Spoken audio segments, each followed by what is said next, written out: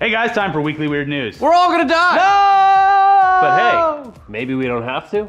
Now, we've talked about this kind of stuff in the past, but there's a niche industry out there seeking to provide life after death for a fee. And while most of them promise immortality by simply freezing your decapitated head indefinitely until the technology exists to revive it, the latest startup entering this field is taking steps a think further into the science fiction realm, opening up the possibility to upload your mind into the cloud so it can live again as a digital copy. Hey, that sounds like Black Mirror. Mm-hmm. Yes, we've seen this kind of thing in various works of science fiction like Black Mirror and Altered Carbon, but futurists like Ray Kurzweil have been pushing the idea for years, saying the technology for it will be ready to go by the mid-21st century. With artificial intelligence advancing more quickly than ever, it's no surprise that the idea of replicating a human mind digitally is something that companies are now actively pursuing as a service that they can offer, and most likely being pitched by their CEOs who, I'm already on top, who wants to stop this train? Yeah. I should live forever. I should run this company forever. Mm-hmm. So with this latest company, Nectome, there's a bit of a catch though, because the human body, including the brain, starts falling apart as soon as you die. For their process to work, they have to kill you. Oh, cool. See, there can't be any gap between the person's brain being alive and the person's brain being preserved, so the process of preserving your brain, using this process, requires Nectome to hook you up to a machine that fills your body with embalming chemicals while you're still alive, effectively killing you. Huh. Human life, 100% fatal, and so is digital immortality. It's almost like they watched or played Wolfenstein 2. Spoiler alert. Yeah, that's kind of a big part. You just spoiled the game for everyone. I'm sorry, everyone. Anyway, Sorry. It's on sale now. You can It is, it's really good. It's the place. After you've been euthanized with embalming chemicals, which doesn't sound painful or in the slightest bit uncomfortable. They give you local anesthetic. Local? Your arm's gonna be fine. Just focus on how good your arm feels compared to the rest of your body. Or they could put it right into the penis. Yeah. Yeah. Right in the pee hole. Yeah, right up to vas deferens. Anyways, after they literally kill you with embalming fluids, your body, it's perfectly preserved. They can get right down to scanning it down to the molecular level and reproducing it digitally as soon as they get over the very small hurdle of figuring out how the hell to do that. Oh. A tiny roadblock. Yeah, we'll get there. Step one is perfectly preserving the brain, but after that it still needs to be accurately scanned down to the nanometer level, and then somehow translated from a physical web of neurons into ones and zeros. But hey, you're dead. You got all the time in the world. Yeah, so the whole scanning aspect is absurdly complex and basically impossible with current technology. But the blockchain, Elliot. The blockchain. I'm gonna live forever on the blockchain. We're gonna do immortal coin. Yeah. Heaven coin. Yeah. So Nectome, they get their name from the connectome, which is the web of synapses. The nectome's connected to the connectome. The connectome that's the web of synapses that connect the neurons between each other. Those are not just insanely tiny, there's also millions of them, each with unique connections to thousands of other nectomes, or connectomes, sorry. Mm-hmm. And, science is also still completely in the dark about how any of this translates into consciousness and memory. But, It'll work itself out. Even experts who completely buy into this shit say that the scanning itself could still be at least 100 years away. Yeah. I mean, it's like blowing into a Nintendo cartridge. I don't know, it just works. So anyways, for one thing, it's not like you die and then be able to immediately come back to life and hang out with your friends and family and, get back to doing the shit that you love. Anyone using this service in its early stages would come back a century or more later to a world they have no ties to whatsoever. Unless your friends and relatives also had their brains uploaded, which I'm sure is a marketing strategy in the works. It's like how you get Don't people get left behind. It's like how you get people to sign up for Acorns and you get like $10. Yeah. It's the same thing. I'm sure there's referral. We're gonna get you a discount because you got my referral. Mm-hmm. You got my referral in your email, right? You wanna kill yourself? It's fun. We're gonna have a great time in the next. You know what? Looking at how things are going now, I can't wait to see what we look like a century from now. I'm sure they will completely accept me into their society. Hi, As it's some me. freakish robot. Hi, it's me, Mr. fucking digital ones and zeros.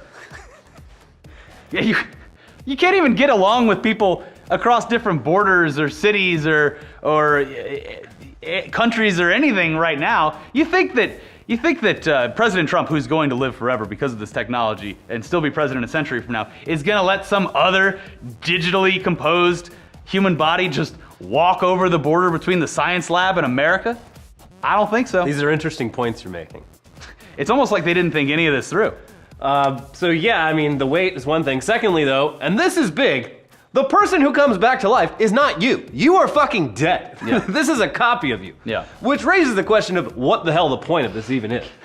Bring back the mind of someone like, I don't know, Stephen Hawking. That makes sense because that brain is wicked smart and, you know, could probably be useful to society figuring shit out. The people signing up for Nectome's waiting list, though, are, unsurprisingly, mainly just Silicon Valley tech executives. You mean the same ones that are infusing themselves with younger people's blood give me that child's blood. in order to stay viral? They're all building like doomsday bunkers so they can like lead the nations of the future. Yeah. You guys are the most arrogant fucking assholes, but they make good shit. Yeah, those guys' egos are so inflated that they think their business acumen needs to be preserved for future generations. Well, Nectome's ideas, they aren't without critics and naysayers, though, as you could expect. Neuroscientist Michael Hendricks has been calling transhumanism an abjectly false hope for years instead of Nectome. Burdening future generations with our brain banks is just comically arrogant. Aren't we leaving them with enough problems? I hope future people are appalled that in the 21st century, the richest and most comfortable people in history spent their money and resources trying to live forever on the backs of their descendants. I mean, it's a joke, right? They are cartoon bad guys. Also, imagine that, like, I don't know, climate change is real. And, and then you go a century ahead and shit's fucked. Florida's gone. The country's all broken up because of massive earthquakes and volcanoes. Yeah, you're like a digital Donald Glover walking into the room with the pizza. Yeah, you're just like, and then everyone's like, you did this. Your generation did this. Who do we blame? Yeah. There he is. Get him. The digital trials. And then you have to live forever. And they put you in that Black Mirror digital jail where you just get tortured forever. You're gonna upset people coming back like that. It's like setting a house on fire and being like, oh fuck, I should leave so no one thinks it was me. And then you come down and it's burnt down and your family's like, what the fuck happened? You're like, I don't know, I was at the store. Don't blame me. The perfect crime. I was just down at the brain bank. It's a bad idea all around. Also, I love that, like, the idea of it being a copy of you. Like, guys, so for example, you know what happens when you save a JPEG file on Photoshop and then you put it on Imager and then someone else finds it and downloads it and they're like, oh, I can't find that Imager link. Yeah, and then so but by the time you get to the actual JPEG years later, it looks like shit. That's how you're gonna look. I'm back. Someone's gonna get tired of your shit and delete you, and then someone else is gonna be like, "Fuck, you know what? Maybe it wasn't so bad." A year later, I was a little harsh. Bring him back, and then every time you just look more and more mangled. These are all important points. Also, I don't know why I'm dressed like this. Whoops. Damn Russians. Damn Russians put my Tux costume on me while I was sleeping. Speaking of cartoon bad guys, though, let's move on to real bad guys. Nazis. Well, actually... Oh, now everyone who's a Nazi is a Nazi? What, just because they're wearing Nazi uniforms? So much for the tolerant left. Anyways, yeah, Nazis are bad guys. The past year or so has revealed that there's a lot more people in this country who admire Adolf Hitler than we would have previously thought, and one of the key figures in American neo-Nazism is Matthew Heimbach, the 26-year-old founder of the Traditionalist Worker Party, which advocates for a white ethno-state and is part of a larger neo-Nazi coalition called the Nationalist Front. Huh. Yes, Heimbach's views are openly, unapologetically, unironically extreme. He wants the United States divided up into racially homogenous regions, with the white people getting the best spots. He regularly associates with people and groups who wish the Confederacy had never ended. And he and his crew dressed up like this at last August's Unite the Right rally in Charlottesville, where another white nationalist murdered a woman with his car. Was he the fat guy wearing the tiny helmet? He was a fat guy in a helmet. Nice. Heimbach had previously made a pretty big name for himself in those circles, and he's clearly a prime example of white genetic superiority, obviously. I mean, look at him. But in a major setback to the cause, Heimbach's Traditionalist Workers' Party appears to be no more. All thanks to a love triangle that led to a trailer park brawl. Yes, the Traditionalists Workers' Party's headquarters are a literal trailer park in Indiana, where Heimbach lives with his wife Brooke and their two young sons, along with the party's chief spokesman Matt Parrott, who also happens to be the stepfather of Heimbach's wife. So peace and harmony in this tiny ethno-state trailer park was apparently brought to an end, thanks to Heimbach's high testosterone levels, leading him to have an affair with spokesman Matt Parrott's wife. So in other words, Matthew Heimbach was fucking the wife of his own wife's stepfather, his stepfather-in-law. Where this gets especially confusing is the fact that Heimbach's 26, his stepfather-in-law's wife is 31, and his stepfather-in-law is 35. Even if Heimbach's wife is super young, the closeness in everyone's age it raises a lot of more questions that I don't have the answers to. Behold, the master race. Anyways, Heimbach and his stepfather-in-law's wife were having a secret love affair at their trailer park compound, but at some point, they got caught by their significant others and vowed that the affair was now over. Of course, it was not, because how could any woman resist the ideal male form? It's beautiful. Heimbach's wife and her stepdad remained skeptical and staged a sting operation in which stepdad hid outside Heimbach's trailer standing on a box and, wouldn't you know it, caught the two having sex again. Now, as a courtesy, I'm sure he waited until both he and they were finished. Just out there jerking it, probably. Probably. Who's the cuck now? Anyways, his presence was revealed, however, when the box broke from under his weight, and then he ran inside the trailer to confront them. So no, he did the worst sentence of all, a case of blue balls. So Heimbach and his stepfather... My wife! Heimbach and his stepdad-in-law came to blows, with stepdad throwing a chair at Heimbach, and Heimbach eventually choking stepdad into unconsciousness. He soon regained consciousness, though, and fled on foot to a nearby Walmart, where he called the police. A safe place. The police showed up at the trailer park, where they could clearly hear Heimbach yelling at his wife to go outside and tell the police everything was fine, and they could also clearly hear him beating the shit out of her when she refused to do that. Police immediately arrested Heimbach and charged him with battery, intimidation, strangulation, and domestic battery committed in the presence of a child because, yeah, their two little boys were there for the whole thing. This police report lists Heimbach's occupation as white nationalist. It's on his LinkedIn. It's ridiculous. It's a sad fucking story. But it's ridiculous. It's unclear how much punishment he faces, but he's already on probation for a previous violent incident in which he assaulted a female protester at a Donald Trump rally, so he's probably in a little bit of trouble. Sad. And what is this traditionalist workers' party gonna do without their guiding light? Well, following these events, Matt Parrott, the party spokesman, the stepfather-in-law, the cuck, he announced he was quitting his position at the party, and he took the party's website offline to destroy all of his membership data. He told the Daily Beast, "I guaranteed that all our membership data was destroyed because of a lot of concern with people's information being caught in this white trash circus." Hey, at least he can see what's going on. Yeah. All the information's destroyed and everyone's personal information is protected. Obviously, due to the events that transpired, people have lost faith in the party on every level. I totally respect that, and it's my job to protect that information. Asked about the future of the Traditionalist Workers' Party, Parrott responded, "There is no more party, ma'am. Goodbye." Famous last words. It's too bad. I mean, they had such a good thing going down there at the white trash trailer park utopia. Compound, yeah. They were mixing their fluids all together, creating the perfect generation of whites. I don't think we have to worry too much. So, there you go. Let's move on to headlines! Woo! Starting Yeah. with Indian doctors suspended after severed leg used as pillow. What? You know, they severed leg, a pillow. Did they tell the person that was using it as a pillow that it was did they sneak it through and be like, listen, we're out of pillows? Here's what happened. A guy got injured in some sort of serious accident, had to get his leg amputated. So they did that first, and then they're like, oh man, we should probably elevate his head. We got anything? Oh, they used his own leg? Yeah, they're like, how do we? You know what? We Strangely, gotta elevate this guy's head, and they're like, oh, well, perfect. And they just put the man's own leg behind his head. Oddly and enough, saved his life. Oddly enough, not as bad as I thought. Yeah, the headline makes it sound creepy and weird. They were being my own utilitarian. leg, yeah, if it's my own leg, that's completely fine. Yeah. Someone else's leg, get it away from me. Yeah, it's useless now. Yeah. You're just gonna fucking burn it. Yeah. Put Actually, it- you know what? I don't really see a problem with this. Yeah. The guy obviously was like, yeah, fine, put my fucking leg back there. I mean, it's a hospital in India. I'm sure I'm sure supplies and I'm sure the resources can be limited at times. So these guys were being resourceful. I'm I'm sure they tied it off. They saw a leg no one was using. Yeah. It's nice and soft. Still got that soft tissue in it. Fits perfectly behind someone's head. Yeah.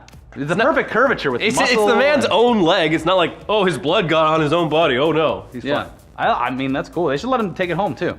You know what? Everyone that gets something amputated. You should be able to do that, but It's my fucking body. The doctor's always so weird about that. Yeah, we gotta send it to. Oh, you gotta destroy it. It's a biohazard. Whoa. Oh no. No, give me my leg. Yeah, put it in a fucking jar and I'm taking it home. Yeah. And it's gonna sit on my shelf because it's a cool I'm conversation. gonna put it in a piece. bottle of vodka. Yeah. And it'll be a challenge. And then everyone has to drink out of it when Yeah. they come over. Come over to my house. You think a toe is cool? What about a whole leg? A whole leg and a barrel of bourbon. I'm gonna take it and take it to a taxidermy place and have it cored out so I can drink it like in beer fest. Yeah. Yeah, go. Can you do the leg? I don't know. Can you? Delicious. Moving on. Judge rules $560 million Powerball jackpot winner can remain anonymous, which is... So we covered this that's a little cool. while back. She won the jackpot and then was refusing to accept the money because she didn't want her deadbeat friends and relatives hitting her up for cash. Mm-hmm. And she stood her ground long enough that they're going to let her have it. Good. Well, I mean, like cutting at least half of the options out by us acknowledging that she's a woman, because now you only have to go through every woman in the state to figure it out. That's right. Figure If it you see out. a man, he's not a suspect. Just don't even look him in the eyes. But never trust a woman again. She might have $560 million, and she's hiding it from you. Mm-hmm. Dad eats entire bowl of cereal that expired in 1997 despite wife's warning. And what happened? Nothing happened. It probably just tasted bad, right? Honey, don't eat it! So what happened is they bought this box of cereal at Walmart, I believe. It was on the shelf. You know. Oh, so they bought it and they brought it home and they're like, this tastes weird. And the wife's like, well, maybe you should stop eating it. He's like, no, I love this cereal. I will finish this bowl. And then they looked at the box. Shut up! He just doesn't take any of his wife's advice ever. Shut the fuck up. Down to like not eating something that she thinks has been expired for Now I have to eat it for 2 despite decades. You. Yeah. Don't tell me my business, devil woman. Yeah. But then they looked She's always riding my ass.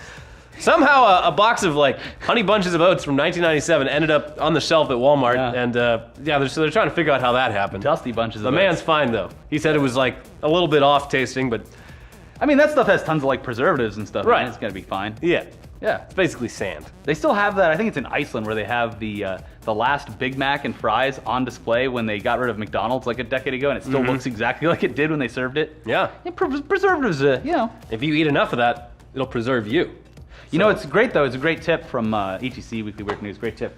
If you buy a gallon of milk and you let it sit around for like a couple months, it turns into a milkshake. It's delicious. Put a big old straw in Yeah, there. it gets real thick. You should try it. A man found 54 human hands in the snow. Russia says they're probably just trash.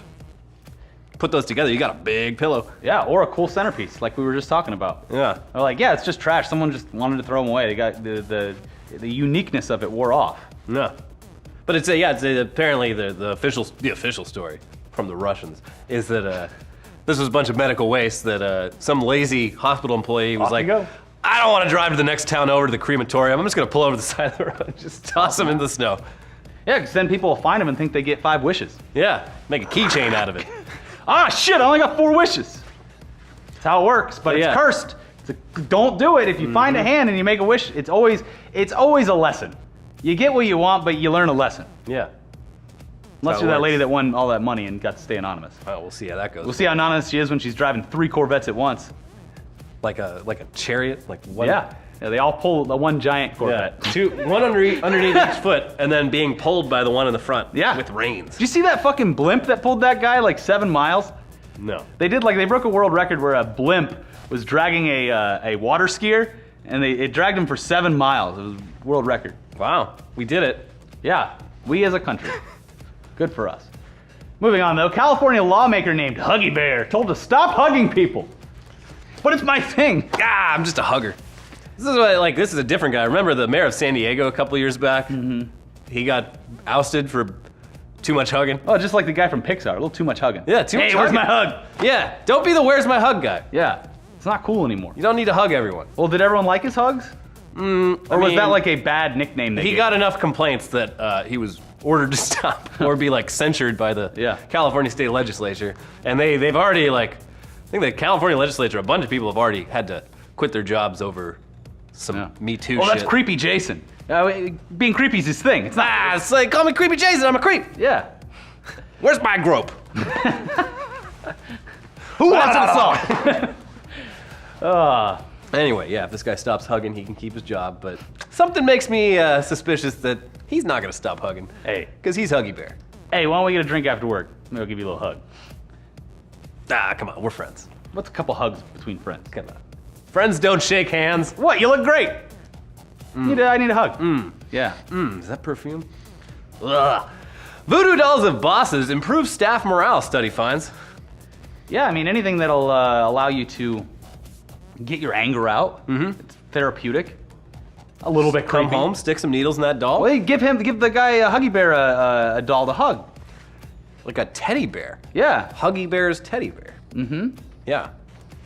It's true. Yeah. They should do that. Well, yeah, I think this is like a positive thing as long as the bosses are cool with it. I'm sure they're I mean, it would be kind of unsettling to walk in and see yourself with like 1,000 needles pushed into you. Yeah, but I mean, you're just like, oh, you're putting needles in me? Well, I'm gonna live forever in the digital singularity. Yeah. You can't, because you're poor. Yeah. If I was the boss, I'd walk in and do a couple of pranks. Oh! Oh, I can't stay today. Oh, it's a fun office. I gotta work from home. Oh, I don't feel good. Someone's, ow, my eyes. Who said that? I can't see. Yeah, my coworkers, they tortured me, so now I work from home. Bro, what a shame. Dog bound for Kansas mistakenly shipped to Japan via United Airlines. And this isn't even the worst dog story for United this week. They killed a dog.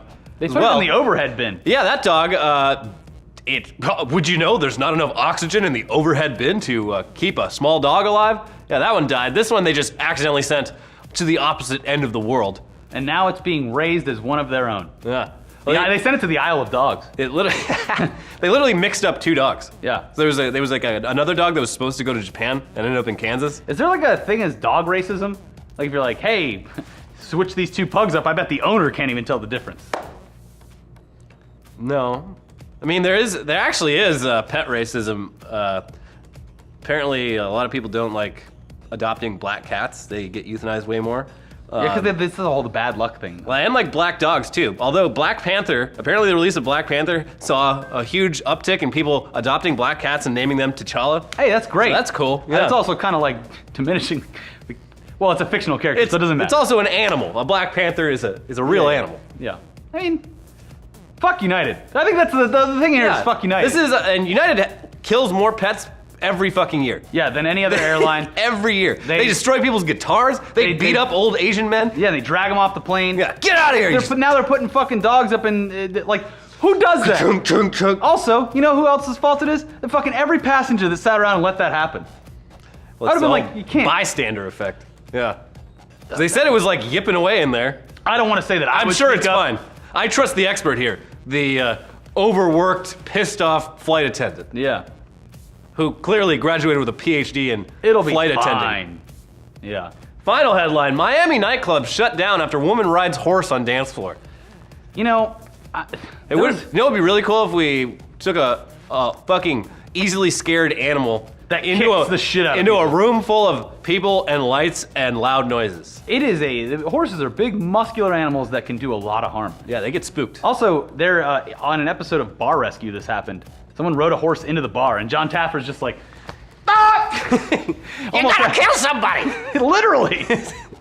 Yeah, no, it's real bad. They did this. This was like the nightclub. They sent out, you know, they had the It's horse night. They had the go-go girls out and like, you know, they bring out the bottle of champagne with the fireworks. This time they're like, we're gonna send out a fucking white horse onto the dance floor. And the horse immediately just like starts bucking the girl. She gets launched, just like kicking people and shit. Yeah. They're like, no one could have predicted this. And fucking like videos start going around. People are like, what are you guys doing? This is kind of abusive to the horse. Yeah, it's abusive to everyone. And it's just a bad idea all around. There's no way this would have gone Imagine being well. in a club having a great time. Wait, what the fuck? Is that a horse? fucking horse kicks you right in the face. I'm like 3 mollies deep. Is that a horse over there? Woo! Yeah. I mean, that's fucking sad. Yeah, they said the horse is fine. Well, that's He's good. seen some shit. Yeah. But he's fine. Yeah, he's telling the other horses, you won't fucking believe what I did. You think it's boring out here? Just be glad you're not in there. That's fucking wild in there. But ironically enough, they also have horse tranquilizers. They use them for a different purpose. Yeah. But, you know, K-holes, they exist. They do. Anyways, watch our other episodes. We got a brand new episode of Tugs. We're talking about how America is making gaming great again. Don't worry, That's rest right. of the world. We got you.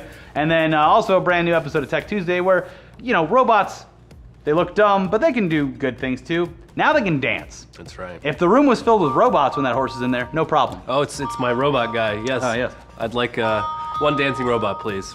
One dancing horse robot. Yes. Thank you. Bye-bye.